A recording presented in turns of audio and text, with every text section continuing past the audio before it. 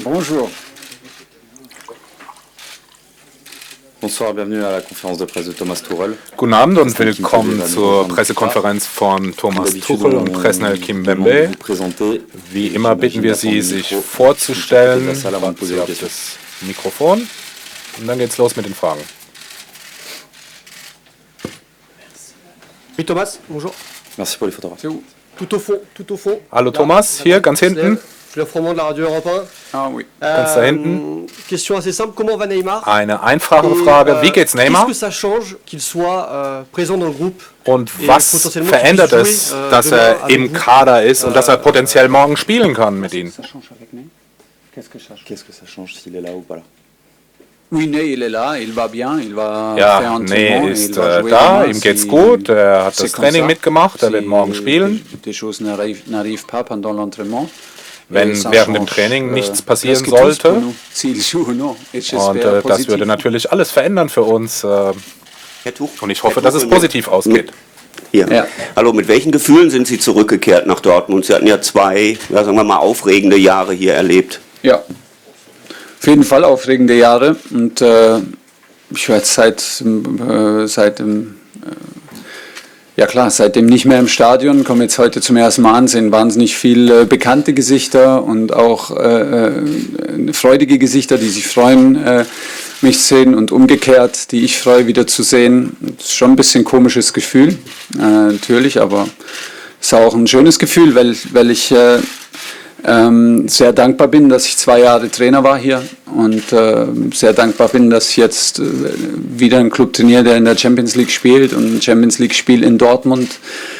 Wenn ich jetzt nicht das Privileg hätte, am Seitenrand mit dabei zu sein, würde ich es morgen angucken, so ein Spiel. Und da ein Teil davon zu sein, ist, wie gesagt, bin ich sehr dankbar dafür. Das ist ein Traum. Das war ein Traum, hier Trainer zu sein und das geht jetzt weiter und hier als Auswärtsmannschaft zu kommen, ist natürlich eine riesen Herausforderung und wenn man zurück in dieses Stadion kommt, wo man 2 Jahre Trainer war, ist das natürlich für mich besonders, aber auch wenn für Sie das vielleicht langweilig ist, es geht am Ende nicht um mich persönlich, sondern wir kommen mit einer guten Mannschaft und voller Vertrauen und am Ende spielen wir ein Fußballspiel und da hat meine persönliche Situation dann ja sehr, sehr wenig damit zu tun. C'est vraiment pas important. Thomas, bonjour, Dominique Sarek, Le Parisien. Guardiola, que vous connaissez bien, dit que la Ligue des Champions Guardiola, den Sie sehr gut kennen, hat gesagt, dass in der Champions League die Spiele auf emotionaler Ebene kontrolliert werden. Würden Sie dem zustimmen? Naja, wenn er das sagt, dann würde ich sagen, er weiß ja, wovon er redet, denn er hat sie wie oft gewonnen? 3-mal, oder? Also es ist schwierig, Emotionen zu kontrollieren und es ist sehr schwierig, in diesem Stadion hier die Emotionen zu kontrollieren. Ich bin mir nicht sicher, ob das überhaupt möglich ist. Ich denke, dass das fast unmöglich ist während 90 Minuten, aber wir wollen intelligent spielen, nicht zu emotional, aber es wird Phasen geben, wenn die Dinge eben emotionaler werden, dann müssen wir uns da anpassen. Wir brauchen eben diese Möglichkeit, uns anzupassen an die jeweilige Situation, zu kämpfen. Aber es ist ein Spiel auf sehr hohem Niveau, in einem sehr emotionalen Stadion, mit einem großen Zuschauerfassungsvermögen, mit tollen Zuschauern, tollen Fans. Und deshalb müssen wir ruhig bleiben, aufmerksam und intelligent.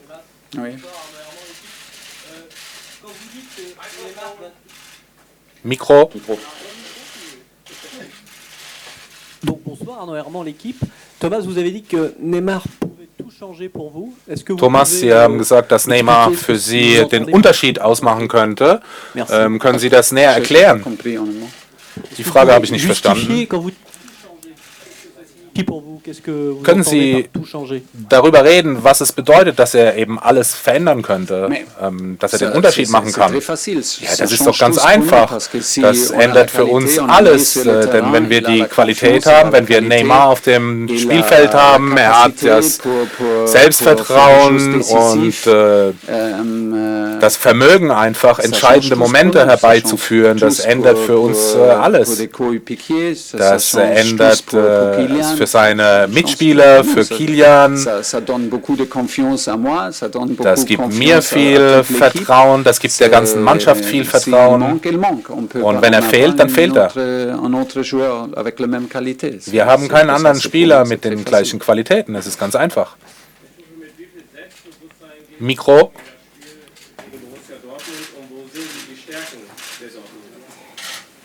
Ohne Selbstvertrauen können wir auf gar keinen Fall das Spiel spielen. Wir haben auch ein gutes Recht, Selbstvertrauen anzureisen. Es ist auf der anderen Seite auch absolut notwendig, dass wir mit Selbstvertrauen spielen, weil sonst können wir in dem Stadion, in der Atmosphäre gegen den Gegner mit der Qualität nicht bestehen. Also das funktioniert nicht. Wir haben auch jedes Recht, selbstbewusst zu sein. Wir sind in einer langen Phase sehr, sehr konstant, sehr stabil, in unterschiedlichen Wettbewerben sehr, sehr gute Ergebnisse erzielt. Wir verteidigen zusammen, wir greifen zusammen an. Wir haben einen Spirit, den man spüren kann, dass wir als Mannschaft auch Situationen auf dem Platz überstehen können, dass wir uns anpassen können an unterschiedliche Spielweisen und an unterschiedliche Szenarien. Und das ist für mich der Schlüssel, dass wir da morgen, wie soll ich sagen, frisch genug sind, wach genug sind, um uns an alles anzupassen, was auf uns zukommt.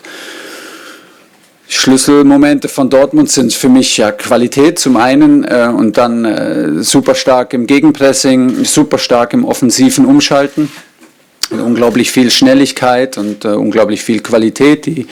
Die Statistiken, die Daten der Offensivspieler sind enorm, sprechen für sich. Und das ist das, was ich gemeint habe. Wir müssen schlau spielen, wir müssen aufmerksam spielen, Konter verhindern, bevor sie entstehen. Wenn sie erstmal entstehen, ist es extrem schwer, es noch zu verteidigen. Und deshalb ist auf jeden Fall eine Herausforderung. Thomas, hier. Ja. Du weißt, wie sehr die gelbe Wand pushen kann. Und ja. Wie bereitest du deine Mannschaft vor? Nochmal besonders, die Atmosphäre hast du ja gerade schon angesprochen.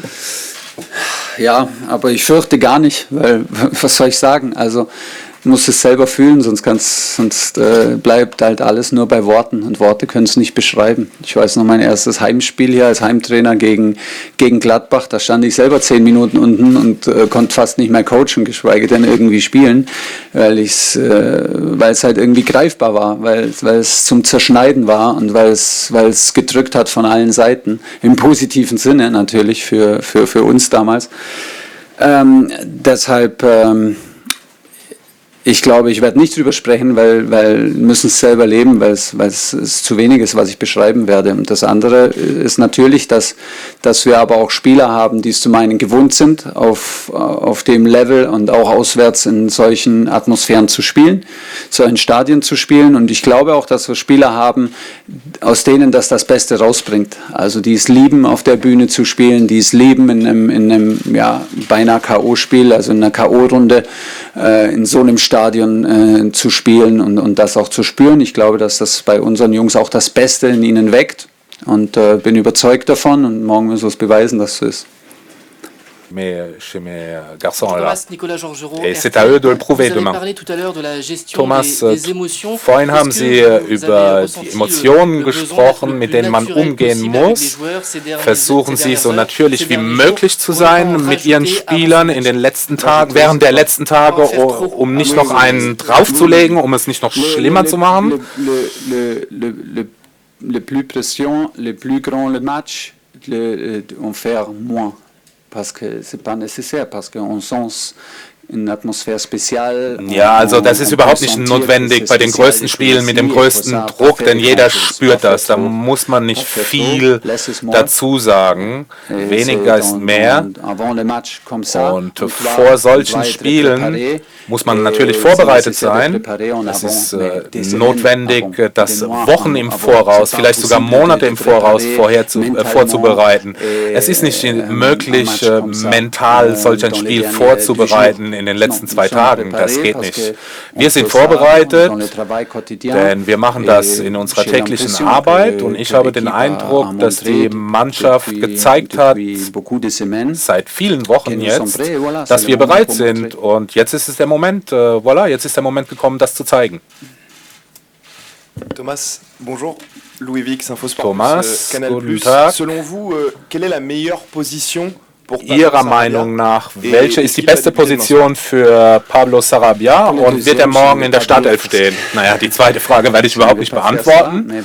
Das mache ich nicht, aber Pablo, für mich ist die beste Position nah am Strafraum, dass er immer die Möglichkeit hat, offensive Läufe, aggressive Läufe zu machen, den letzten entscheidenden Pass zu spielen mit einem kleinen Kontakt. Er ist sehr stark bei diesen letzten kleinen Kontakten und die direkten kleinen Pässe, er ist da sehr, sehr stark drin.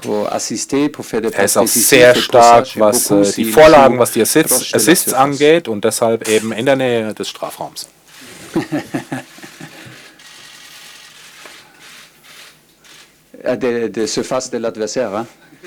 Der Strafraum des Gegners natürlich. Ja? Bonsoir Thomas, José Barroso de l'équipe. Les dernières campagnes européennes du PSG ont été marquées par die letzten Europasaisons des PSG hatten zwei spektakuläre Situationen gegen Barcelona und gegen Manchester. Beides war unerwartet. Ich wüsste gerne, gibt es diese psychologische Seite? Haben Sie daran gearbeitet mit Ihren Spielern? Ich weiß, manchmal ist das Tabu, mit einem psychologischen Helfer zu arbeiten. Oder ist für Sie die Antwort einfach nur eine rein sportliche?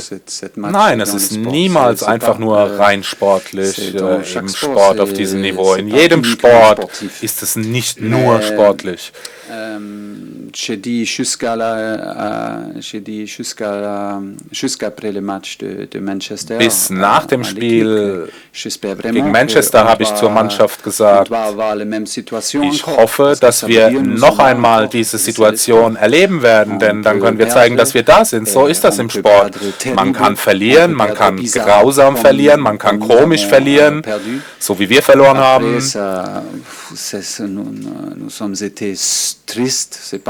Naja, wir waren traurig, das ist nicht mal das Wort. Ich war danach wie tot, mental, aber letzten Endes ist das der Sport. Es ist nicht mehr oder weniger, das ist der Sport. Und es ist notwendig, das zu akzeptieren. Es ist notwendig, das zu akzeptieren, um zurückzukommen. Mit Freude, mit einem Lächeln. Man muss das akzeptieren, das ist so im Sport, so ist der Wettbewerb und naja, wir sind immer noch da. Und vielleicht ist das jetzt der Moment, weil wir das noch im Kopf haben, gegen Barcelona, gegen Real und dann gegen Manchester. Und ich habe nach der Mannschaft zu der Mannschaft nach Manchester gesagt, naja, vielleicht ist es beim nächsten Mal ein wenig schwieriger, aber wollen wir etwa nicht in der Champions League spielen? Nein, wir wollen in der Champions League spielen. Wir haben eine super Gruppenphase gespielt und jetzt ist es ein sehr schwieriges Spiel, eine große Herausforderung. Können wir das Ergebnis kontrollieren? Nein, überhaupt nicht. Wir können uns selbst kontrollieren, wir können unsere Atmosphäre, unsere Emotionen, unsere Vorbereitung kontrollieren und darüber hinaus müssen wir akzeptieren, dass das der Sport ist. Das ist eine Situation, aus der wir Nutzen ziehen können und gleichzeitig werden wir alles geben, alles versuchen, wir werden kämpfen und wir werden versuchen, dieses Spiel, diese Herausforderung gegen Dortmund zu gewinnen und letzten Endes müssen wir dann das Ergebnis akzeptieren. So ist das. Oui, bonjour Thomas, Bertrand Métayer du Parisien. Thomas, Sie haben über die letzten 3 Saisons gesprochen. Man weiß, es wird auch oft über Dortmund gesprochen, alle Spiele wurden analysiert, aber gibt es bei Ihnen da auch dieses kleine Trauma, dass PSG nie übers Achtelfinale hinausgekommen ist? Spüren Sie bei manchen Spielern, dass da vielleicht etwas Furcht ist? Naja, das weiß ich nicht exakt. Wenn man 3-mal im Achtelfinale verliert und ausscheidet und dann zum 4. Mal dasteht, ist es klar, dass das keine einfache Situation ist. Aber jedes Jahr schreibt seine eigenen Geschichten und wir müssen vielleicht akzeptieren, dass es so ist, wie ich gerade eben gesagt habe. Für mich ist das der Sport, so ist der Sport. Wir machen da nichts Großartiges. Es gibt Mediziner, es gibt viele Berufe, die wesentlich wichtiger sind als die unsrigen, denn da geht es um mehr als Sport. Aber wir machen Sport. Und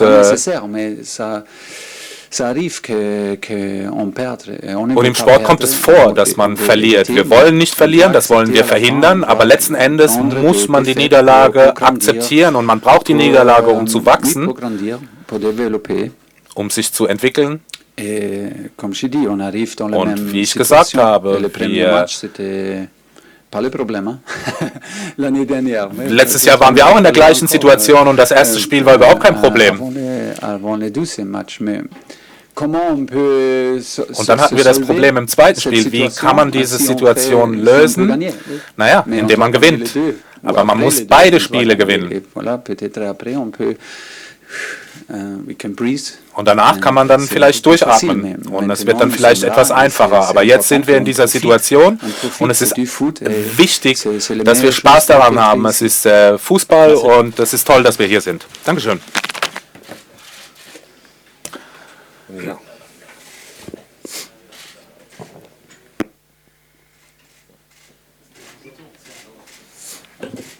Bonjour, Dominique Saint, Club Parisien. Vous avez été absent depuis le match contre Lyon. Comment vous Seit dem Spiel gegen Lyon waren Sie nicht im Kader. Wie fühlen Sie sich körperlich vor solch einem großen, intensiven Spiel? Guten Tag, ich fühle mich gut.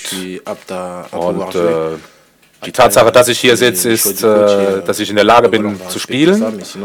Letzten Endes entscheidet der Coach, aber ich bin zu 100% bereit, der Mannschaft zu helfen. Bonjour Presnel, Philippe Sanforge pour RTL. Guten Abend, Presnel. Vor einem Jahr ist die Champions League mit einer grausamen Geschichte zu Ende gegangen, als sie den Handelfmeter verursacht hatten gegen Manchester. Jetzt ein Jahr später, wenn man wieder in so einer K.O.-Runde ist, hat man sowas im Kopf? Macht einen das schwächer oder macht einen das stärker, dass man es jetzt eben zeigen will? Naja, das war sehr unglücklich für die Mannschaft und für mich selbst, aber wie Sie sagten, das gibt eher Kraft für die Zukunft. Und ich bin hier, um über das Spiel von morgen zu sprechen, nicht über die Vergangenheit. Presnel, bonjour, Louis Vix, Infosport Plus, Canal+. Presnel.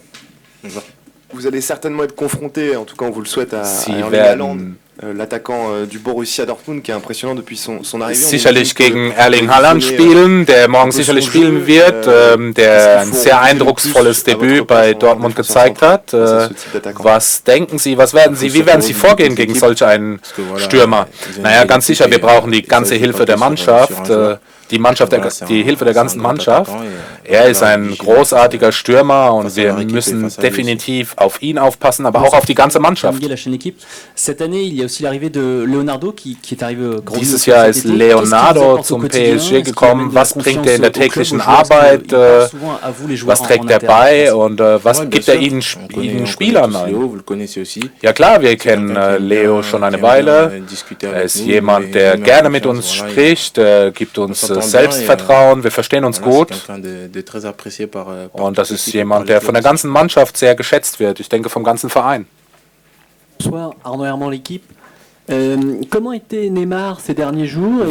war Neymar so drauf in den letzten paar Tagen und hat er Ihnen seine große Spiellust mitgeteilt, dass er morgen spielen kann? Ja, er ist bei uns im Training dabei gewesen, er ist also in der Lage zu spielen und ja, wie immer, das ist die Entscheidung des Coaches und dann werden wir morgen sehen. Jean Rességuier, der RMC Sport. Outre ce huitième de finale, über das Achtelfinale hinaus ist es ein besonderes Spiel für Ihren Trainer, der ja in Dortmund war. Spüren Sie auch innerhalb des Kaders, innerhalb der Mannschaft, spüren Sie das während der Vorbereitung für dieses Spiel? Nein, nicht unbedingt, denn der Trainer ist jetzt bei Paris Saint-Germain. Er kennt diese Mannschaft von Dortmund sehr gut. Ich hoffe, dass er da einige Tricks auf Lager hat, aber ansonsten gab es keine Veränderungen bei der Vorbereitung für das Spiel morgen. Du hast gesagt, dass du morgen bereit bist, dass du dich 100% bereit fühlst, der Mannschaft zu helfen. Der Trainer hat gesagt, dass manche Spieler vielleicht nicht ganz im Rhythmus sind. Könnte das ein Problem werden morgen? Naja, die letzten paar Spieler, die in den letzten Spielen verletzt wurden, dass sie heute auch hier sind, bedeutet, dass sie in der Lage sind zu spielen und dass der Trainer das eben so sieht, dass sie bereit sind. Letzten Endes sind das die Entscheidungen des Trainers. Wie ich vorher schon gesagt habe, wir sind zu 100% bereit. Letzte Frage? Keine Frage. Dankeschön.